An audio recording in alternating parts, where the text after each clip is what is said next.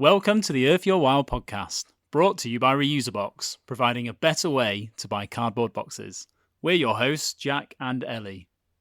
This is the podcast where we talk to industry experts and change makers to try to answer the question, how do we make our businesses better for people and the planet?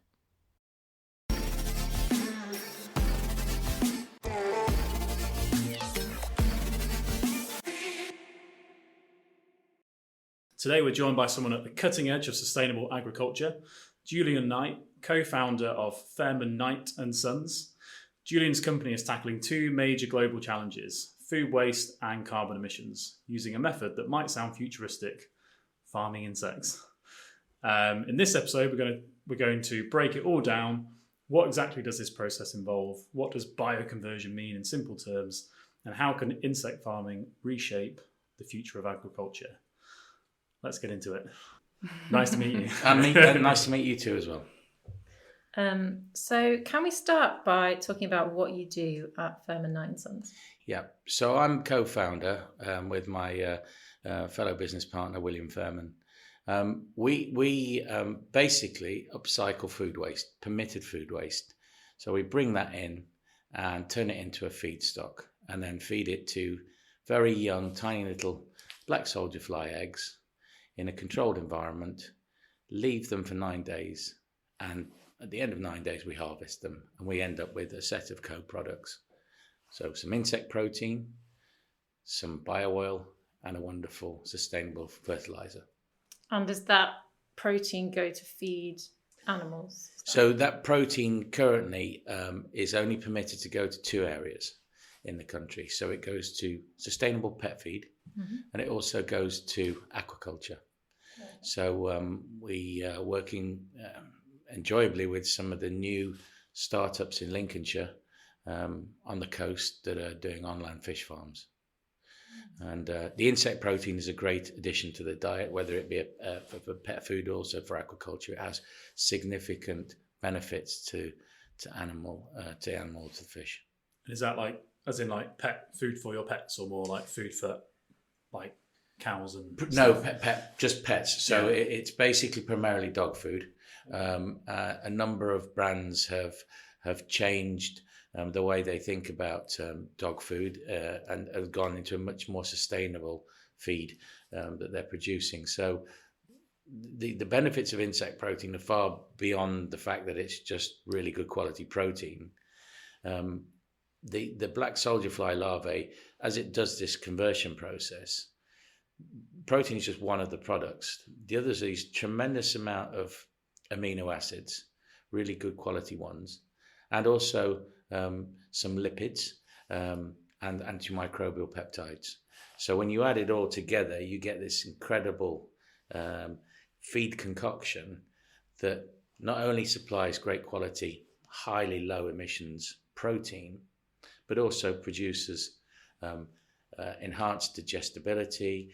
It deals with gut inflammation, so it really puts a handhold underneath the gut of the animal, which is wonderful. Mm. And so the problems you're solving then are, I guess, like food waste, right?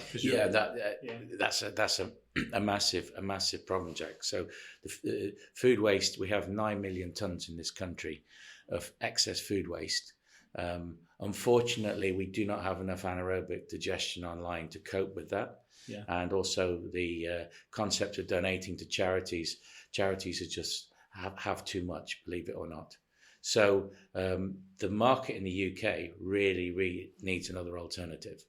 And bioconversion, or the process of using a biological method to upcycle waste, is highly important to us to solve that huge problem. And it's not getting any better. 9 million tons, it's grown at about 50% growth every year, and it's just tremendous. Wow. So of course that food waste has lots of emissions attached to it. When it's sent to landfill, it emits methane. And as you probably know, methane is a 14 times multiplier on CO2. So it creates, a big problem in terms of CO2 equivalent emissions. Mm. Mm. And then so you're sort of tackling food waste. It's something productive to do with food waste, and it's lower impact than landfill if that's the best alternative. if the other facilities are full, and then it's what is it like? Is it like a lower carbon impact way of like making? So there's no emissions attached to it whatsoever. Bioconversion only yields some ammonia gas, very small quantities of it, which we can split. We can split nitrogen from hydrogen and end up with a fuel source for hydrogen cells. So we're looking at adding that to our very much a circular economy business model at the moment. So we deal with those emissions, but obviously we're not going out farming in fields. So we're not producing emissions by traditional farming methods, putting cattle and livestock into fields. We're not feeding the animals we're breeding, we're rearing on anything other than waste. So there's no emissions attached to the footprint of the feedstock. And that's a big problem for non-ruminant and ruminant feedstocks, is that, for instance, if it's soya based, it has a huge emissions profile. And that's funnily how we came to do this, because we were looking at finding a way to attack the huge carbon footprint of traditional farming in the UK. And it became very clear to us that the feed, if it was sourced in North America or South America, had a huge carbon footprint attached to it. And it was that we had to address, which is why we moved into insect protein and manufacturing that. Okay. Yeah, because I guess it's the shipping over and the producing it. Yeah, it's the shipping over, it's the production, it's the fertilizers that are put on the ground. If you can imagine, it's everything of the above. The harvesting of it all of that creates a big emissions profile. And that then comes across the Atlantic Ocean to the UK, and then has to be delivered across the UK. So the other thing we address is feed security, because we're producing this in the UK. We're independent of tariffs. We're independent of inflation. Only obviously, power and heat inflation. But we're trying to address that by producing as much of that as we can ourselves. Yeah. And what's traditional animal feed made of? If it's primarily, for broilers, for instance, for broiler chickens, it's heavily based on soy meal. So it derives from soya meal. It's got lots of binding agents and additives in there, but it has the soya as the key component. Yeah. And so what's your kind of like background then? So that's an interesting question. No, I was in the Air Force when I was at university and just after. I then my first degree was in materials technology, so I always had a sort of a bent on looking at materials and ways to analyze and improve materials and the content of them. But for the last 30 years, I've been in environmental finance. So I worked for a series of banks, hedge funds, and I ran a large campaign called Global Cool, which was sponsored by my hedge fund, but was really a campaign to bring change, not just to individuals and their activities in terms of their carbon footprint, but also to try and educate pension funds on making more allocations to sustainable businesses. And through lobbying government in that entity, we managed to achieve a minimum of 30% of all the funds managed by British pension funds being allocated to sustainable businesses. And of course, that's a massive effect on all of the supply chains around those businesses, because mandating the businesses to change also mandated changing their supply chains as well.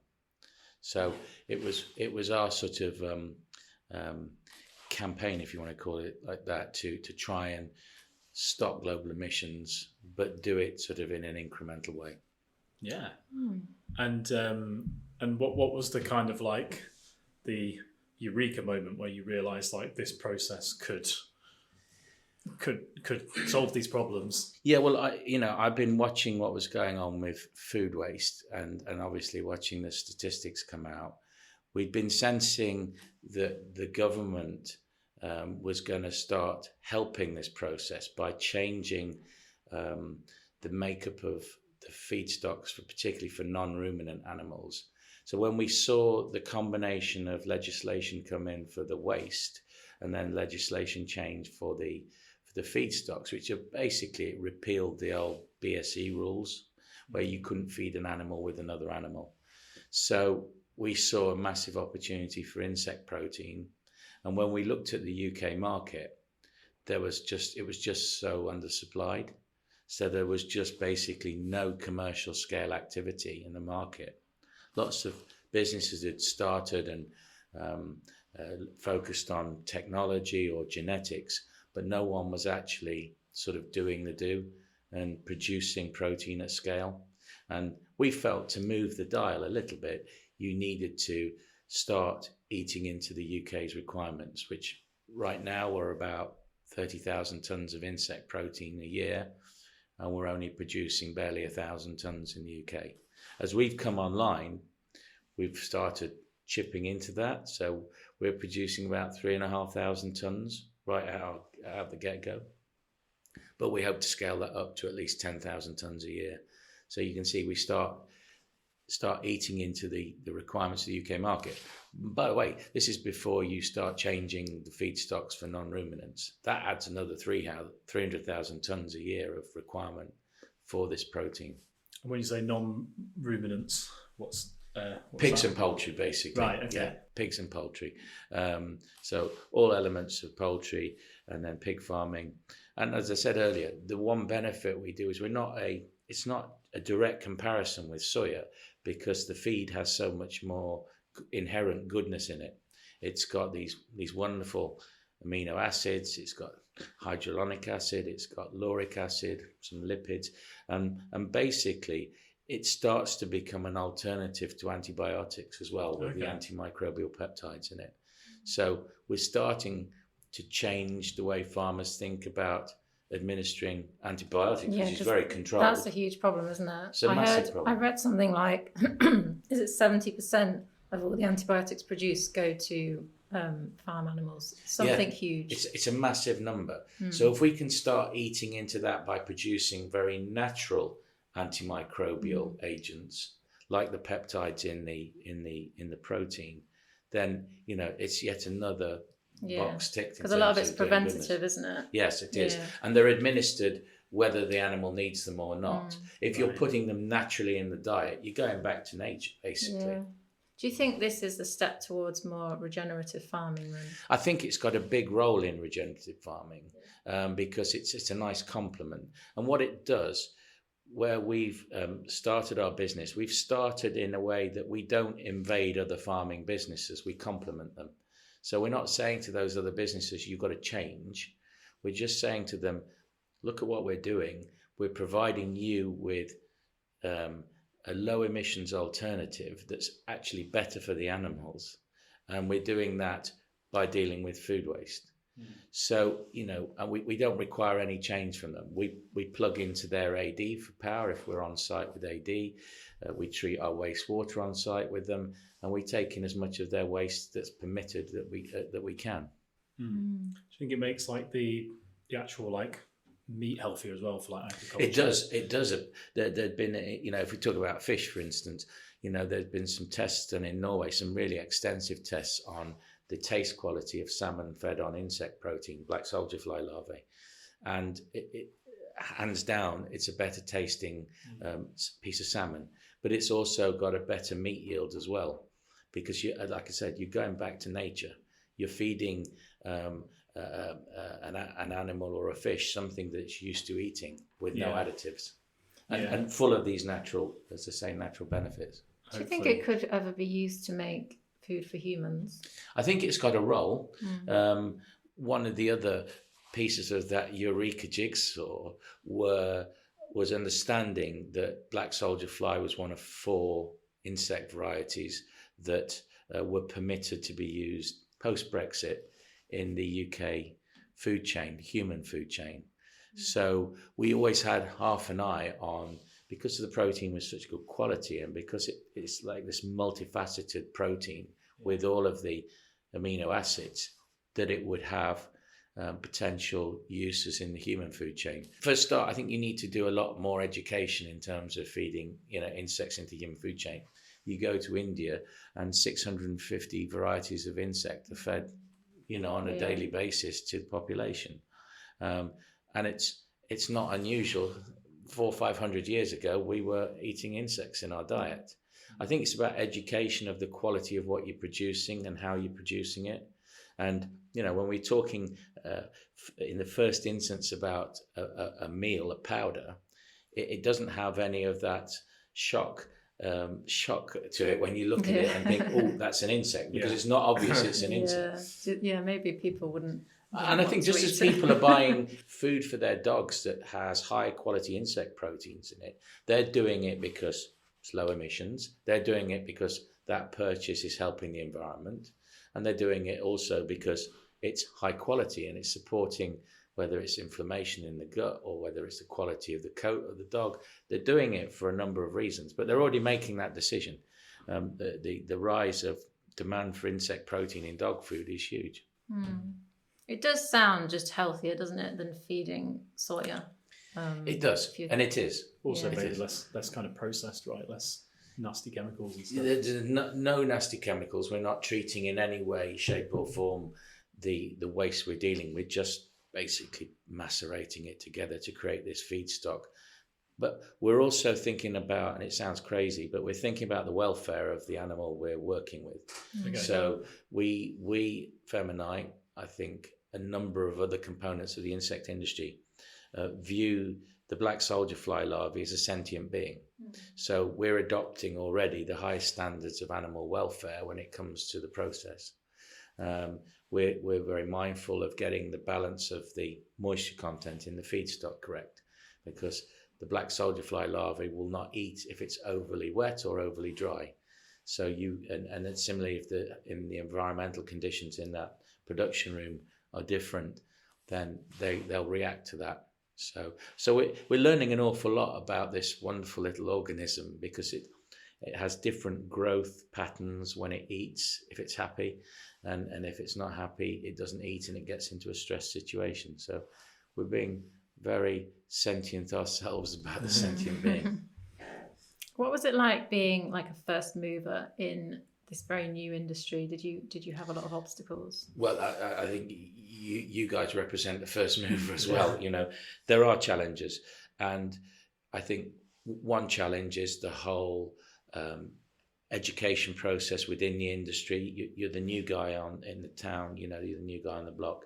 You have to convince people that you're viable, convince people that you're there for the long term, because I think the industry has been bereft of a long-term player. There've been lots of people who've been changing their business model and doing things, 1 minute they're doing technology, the next minute they're doing genetics, but no one has actually stayed by the core principles of, we're taking in waste and we're bioconverting it into good stuff.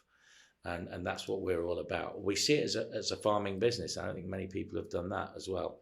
So when I say we don't invade British agriculture, we complement it.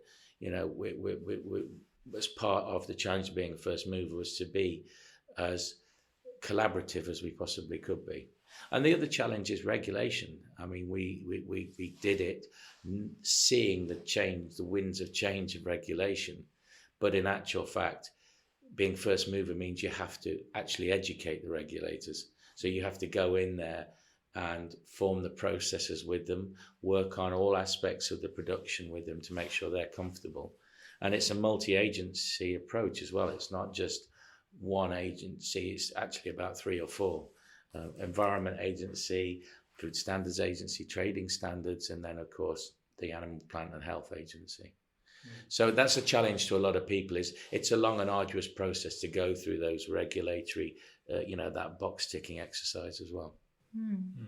Could you talk a bit about how this kind of farming compares to traditional farming in terms of like land use, emissions and efficiency? I know you've mentioned that you're net zero, is that correct? Yeah, we're actually carbon negative. So because of the volume of waste we're treating currently about 50 tonnes a day, which sort of is many thousands of tonnes each year, about 20,000 tonnes a year.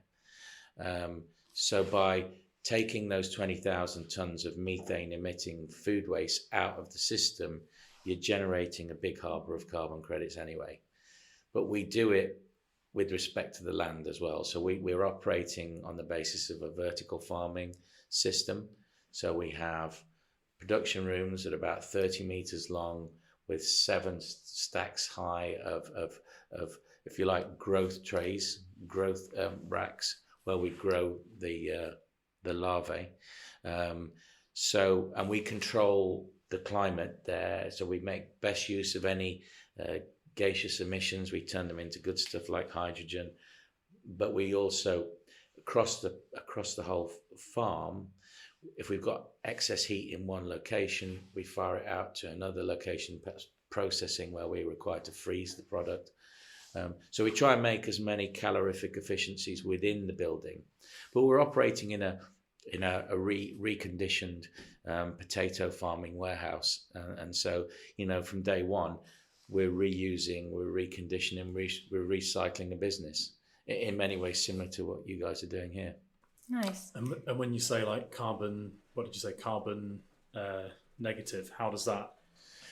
So the volume of emissions offsets we're creating is about 35,000 tonnes a year, and that's before bioconversion is approved by the UK's emissions trading scheme. Okay. So that adds more to it. But on that basis, if you offset against the power we require, which we take a lot from AD, we take from solar, and we're even trialling out some of these wind turbines, these Ventum Dynamics wind turbines, on roof wind turbines. So we have a sort of a natural carbon footprint of about 5,000 tonnes for production in that one building, including all the haulage. But we're operating with Lincoln's most sustainable haulier. So you've got a net negative volume of carbon credits. So you actually generate about 30,000 tonnes a year. That can be used to complement the requirements of big farming complexes to reduce their own carbon footprint. And of course, British agriculture has got an ambitious target to be net zero by 2040. Yeah. That's not that far away. Yeah, like because I feel like the farming industry is obviously it's quite traditional, isn't it? Yeah. And do you think that these kind of changes need to come into all farms? Do you think this is what farmers need to be doing? Things you've talked about like wind turbines, solar panels. I think just as I've always thought about renewables as being a portfolio approach, it's not just one thing. It's a combination of complementary processes. That's how I see us in British agriculture. I see us as being complementary to traditional farming businesses by giving them a revenue stream for their waste is one way of complementing a business. We do that by drawing down some power if they're producing excess power through on-site power production. We're helping them, but we're also producing fertilizers for them that are incredibly good when it comes to the soil qualities and the remediation of the soil on land. And of course, there's a big debate raging about land use for solar panels in farming, in British farming, particularly in Lincolnshire. But in actual fact, we're producing fertilizers with 90% less emissions that can go into these pieces of land to regenerate them quicker, to bring them back online quicker, by putting all the natural goodness that comes from the lowly black soldier fly larvae, the chitins that really help soil quality, all the minerals that these larvae contain. And that's a product you get while you're farming. You're farming the larvae and you're just putting their waste through a composting process to produce these fertilizers. Because I guess that traditional fertilizers are a lot more damaging, is that correct? Absolutely. To topsoil. Yeah, and the leach away, the run away through the soils, what it does to the topsoil element of it. The fertilizer we produce, we call it FRAS, is of such high quality and is such a natural co-product that it's regenerative from day one. So we hope that British farming will see that and understand the benefits. And also, you're producing that fertilizer in the UK, and the idea very much is that local proximity and support. You're supporting local community, local farming community with all these lovely co-products, and as I say, in many cases, giving them additional revenue streams as well. It's a good example, like circular economy kind of principles, isn't it? That's it. That's it. Exactly. Farmers producing waste, working with you, producing feedstock Yeah. producing You're fertilizer. like a shop window for circular economy. I mean, it couldn't have been written better. And obviously we're very hopeful that these circular economy methods proliferate more into British farming. Yeah. Because I think they do have a use. They're non-invasive. They take from waste that's generated on the land, by the land, and they put back goodness into the land. But they do it in a way that the central economic model is viable.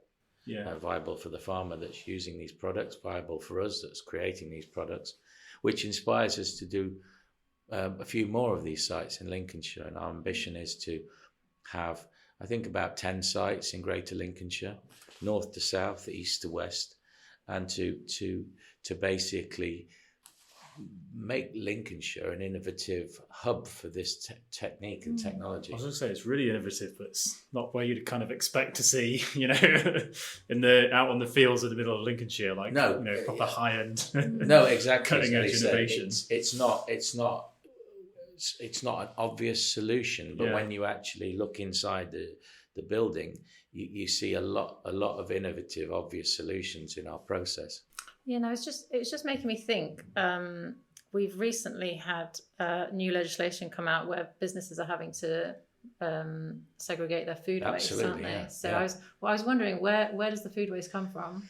Well, so for us, the food waste, I couldn't believe the volume of food waste we've signed up and how easy, sadly, it was to sign up food waste. We over-contracted food waste. We have over 150 tonnes contracted per day.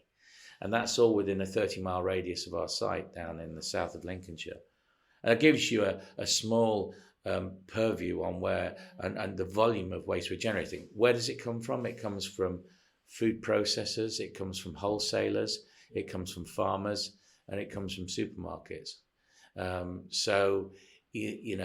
We think we are a viable alternative for waste disposal for major supermarkets. We're there for the wholesalers and fresh produce producers in the UK.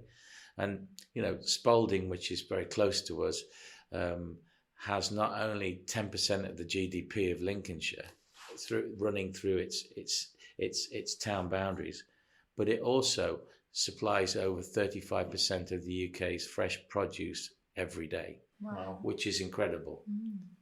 And unfortunately generates a lot of food waste as a result. And I think that is the supermarket's buying habits. Why do you have to discard wonky vegetables, wonky fruit, just because they don't look correct? All of that stuff we're collecting and we're turning it into better stuff. Yeah, that's incredible. I mean, I guess we need solutions at every stage of this. We shouldn't be producing so much, but for now, we need more. For now, it's about getting this process just a little bit more mainstream. And that's an education process that we're going through right now. We do see ourselves as complementary. I think that the reaction from the Lincolnshire farming families that we're working with has been really positive. The fact that we're already thinking about sites 3 and 4 shows you that there are other farmers and farming families that want to take our business and see it as a complementary business to their existing traditional farming businesses. But ultimately we want to start eating into this huge food waste problem, and we want to start producing our own UK produced insect protein that gives farmers and gives livestock farmers an alternative. Yeah. What role do you think farming can play in tackling climate change? Well, done. I mean, farming, I can't remember the statistics, but it's in the 20%. It contributes about 20% of all global emissions. So it's a big component of global emissions.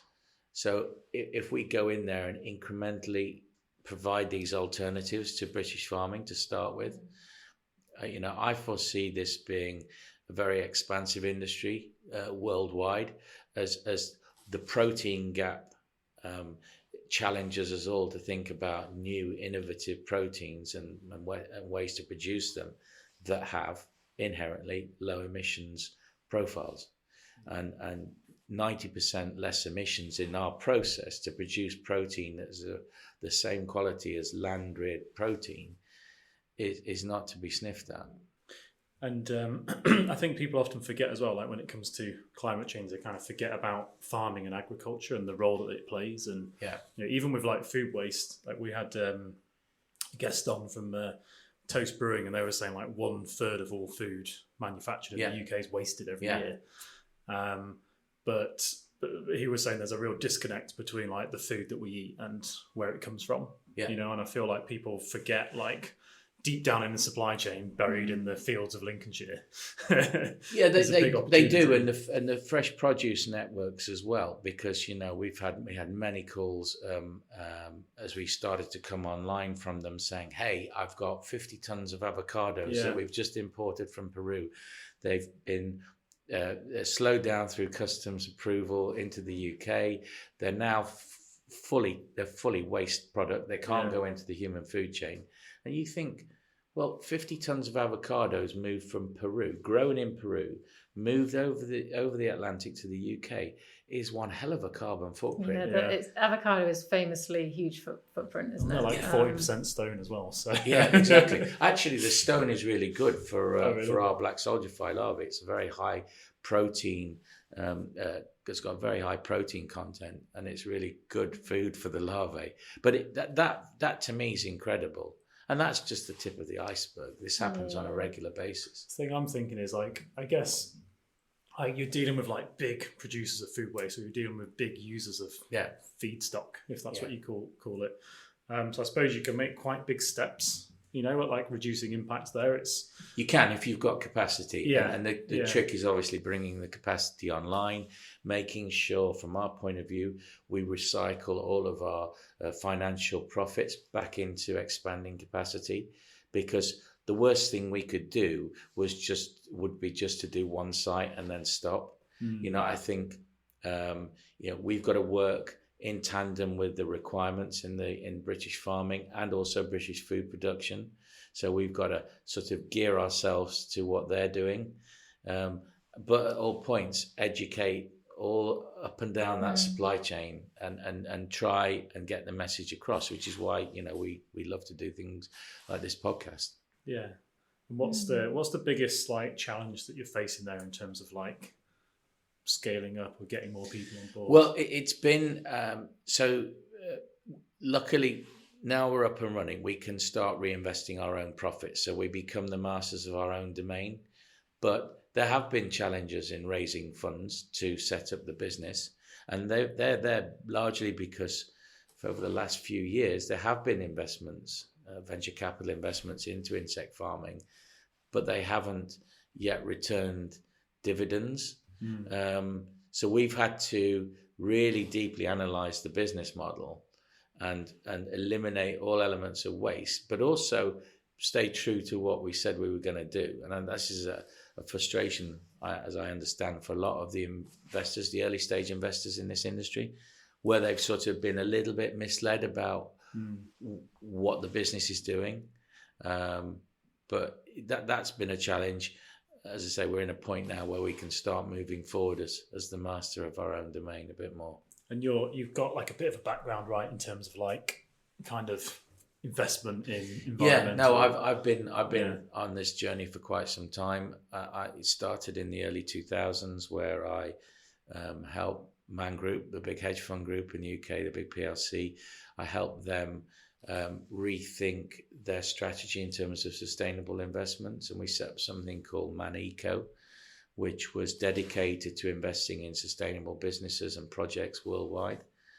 I traveled the world as carbon efficiently as possible, but it took me, for instance, to municipal waste dumps in Brazil, where I was figuring out a way to unplug the methane whilst amortizing the carbon credit value and using that as a circular economy reinvestment situation. So I've been on this journey for a while. I did something where I ran a campaign called Global Cool, which was a big mouthpiece for the fledgling industry. But the industry had challenges. Carbon credit trading was very volatile. the surety that you could get your income back out of the carbon credits wasn't always there. So the journey in environmental finance has been quite long and arduous, but we're starting to see now some wholesale changes. And do you think like we do enough in the UK to like, help startups in the sort of environmental or the impact space? Because like tech, for example, I think lots of people can raise a lot of money with like tech businesses, but environmental businesses, it's less common, isn't it? So. It is, and I think it's because of the lack of standards for auditing those businesses to actually implicitly say how much carbon are you offsetting, are you saving by changing your process. What's refreshing is we've been working with the UK Research Council, Innovate UK, and part of every application is an element of scope, and you're seeing increasingly in all the competitions, the scope is focused in part on the environmental footprint of what you're trying to create. So the system's already re-chipping itself, which means the system that sponsors startups traditionally in the UK, the Research Council, is starting to, from the inside, build environmental awareness as a key component of all the funding it gives. In much the same way we talked about the pension funds, when you move the dial slightly and you say, okay, we're mandating so much of this funding is going to carbon neutral businesses or carbon efficient businesses, then you start to get a broader effect. And that we're starting to see that. We were part of several competitions last year. We did pretty well. We continue to be encouraged to go back to the UK Research Council to look for more innovative ways of producing what we're producing. And if you could give one piece of advice to maybe a business starting up in this industry, what would it be? Don't pivot. Don't pivot your business model. A lot of people have, and I understand why, but try to engender investor confidence and stick to what you said you're going to do and do it well. It's an arduous journey. You've got to have a lot of energy for that. But stick to your principles, stick to your the core business models, and don't be afraid to pick up the phone 3 times rather than just running away from the first phone call. I said that to a lot of my staff. I said, if you don't get a response, try again. And it's just simple, really, business ethic in a way. And so you founded Fairman Knight in 2023, was that right? Yeah, we founded it in the late summer of 2023. So still fairly early days, really. Yeah, no, we're new. We're not rookies. I've run businesses all over the world. I've worked in banks and hedge funds and run businesses there. We're in probably the later stages of our career. Both William and myself are the wrong side of 50. But I think that brings you a whole bunch of life experiences that you can put into your business. For instance, one thing we're determined to do is to recruit in our first expanded shift team to bring in a SEND student from local colleges, because we feel the statistics in Lincolnshire are terrible for a start. We feel there's areas of the community that have been just forgotten about. So we want to prove that you can bring a SEND student into our environment and they can have a long-term, a fruitful career. Another thing we've done that's it speaks to my heart, which is we've appealed to the ex-forces community in Lincolnshire to give them a long-term sustainable career path, a bit like what they had in the military, but doing it in an environment where they very much see a team community in a similar ways to the way the military was a family for them. So we signed the Armed Forces Covenant with a direct mandate to hire and support the ex-forces community when they come back to settle in Lincolnshire. And going back to that experience you've got, so what's one thing you know now that you wish you knew when you started? I don't. There's nothing I sort of wish I knew. I mean, you keep on a daily basis having to re-energize and remotivate yourself, and I guess if I'd known that way back when, I would have probably got even fitter for taking this on. But you know, every day is a new challenge, but every day brings. I've never done anything that the doors have opened so easily, and I think that speaks to the sort of the way we fit into British agriculture, into farming, and it's been, and that's a tonic. So as hard as, you know, getting back on each day is, when you see the results and you see some of the changes happening, and then legislation comes in and it starts sweeping the changes through, that really makes it all very worthwhile. But, you know, we're doing it. We've set it up for our children. We've set it up as a business, you know, as a sustainable business in itself. We want to employ our vast amount of children for many years to come and give them something that survives the test of time, we hope, as well. Well, it's a great model, isn't it? I mean, it's kind of one of those things where it's like, it's a no-brainer. It is, and it's convincing people that, Jack, that it is a no-brainer. Farming isn't perfect, and we know that. There's challenges on a daily basis. You know, crop yields can change a little bit, the contents can change, but it's understanding that from day one there are going to be the challenges there, and you just got to, you know, address them piecemeal and keep on moving forward. And with those challenges, like, if you could wave a magic wand and just change one thing about the agricultural industry, I would love to see the inclusion rate of insect protein given free mandate in the UK. So to all the feed producers out there, to not limit them to how much you can put in. Yeah. Obviously, there's testing that needs to underpin that, but I'd love for that to change. I'd also like the permitted waste that we can process to be much more wider, and not just so defined around, you know, fruit, vegetables, cereals, that sort of thing. I'd like it to be much wider. I'd love to be able to take waste, you know, in big volumes from Lincolnshire County Council, for instance, and we've had those conversations. It's just the regulation isn't there to allow us to do that at the moment. Yeah, and is that? Do you think it's going the right way with that legislation? Or I think so. I think you know what they said about the food waste. You know, that regulation change happened on the 31st of March. Yeah, that's serious. It's a serious change. Any business with over 10 employees has to now have a new policy for handling food waste. And it's going to households, isn't it, in a year? It's going to households in a year, so we're going to have new wheelie bins. But what it's doing is it's changing the mindset. And that helps us when we're out there trying to convince, for instance, the human food chain that actually insect protein is a good quality addition to a traditional protein bar, for instance. So it helps us, and it's part of that long road of education and re-education. That's a really good point, that around sort of educating people in their kind of daily life, because I would just forget so much about agriculture and about all this stuff. You do. But it opens the debate up, isn't it? If you now have to lift the lid off a new wheelie bin and look at it and go, okay, wow, I'm now segregating all types of my food waste. Well, you're changing the way you do something on a daily basis, aren't you? That's the secret, isn't it? Like habitual changes. Yeah. You know. Yeah.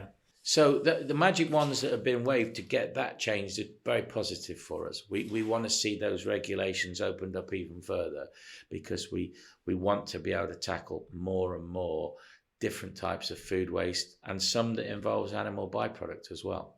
So, final question. Where do you see black soldier fly bioconversion and the wider farming industry in 10 years? Well, I'd like to see it as mainstream.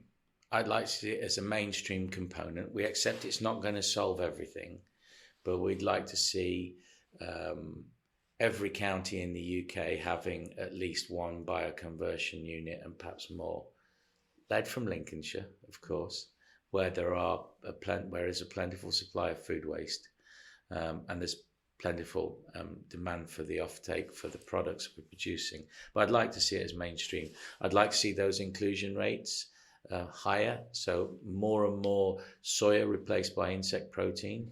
And I'd also like to see the UK consumer, eating more insect protein to start with, if not insects in general. Great. And do you believe you guys can do that? I think we can take a step in the right direction.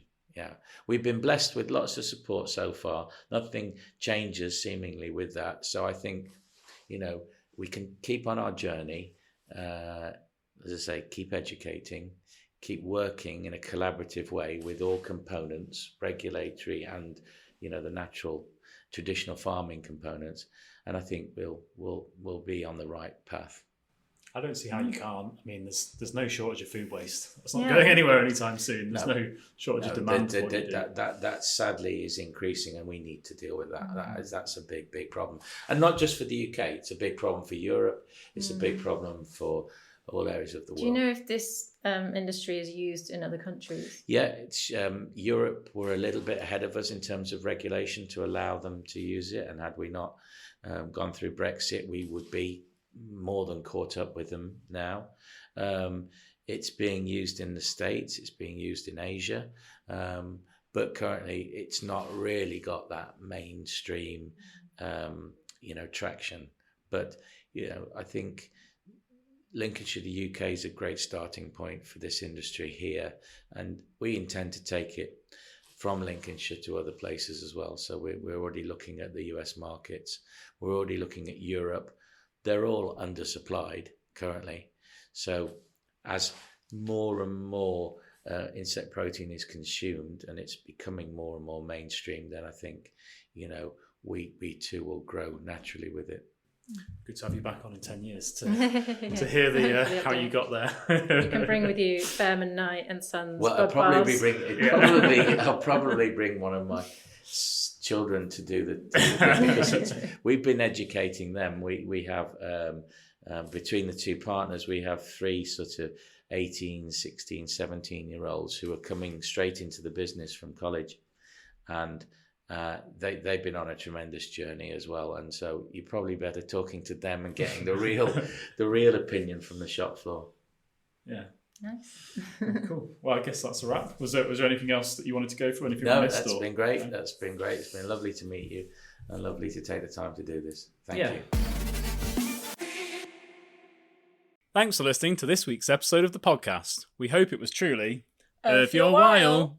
For more information, visit reuserbox.co.uk/Earth Your While.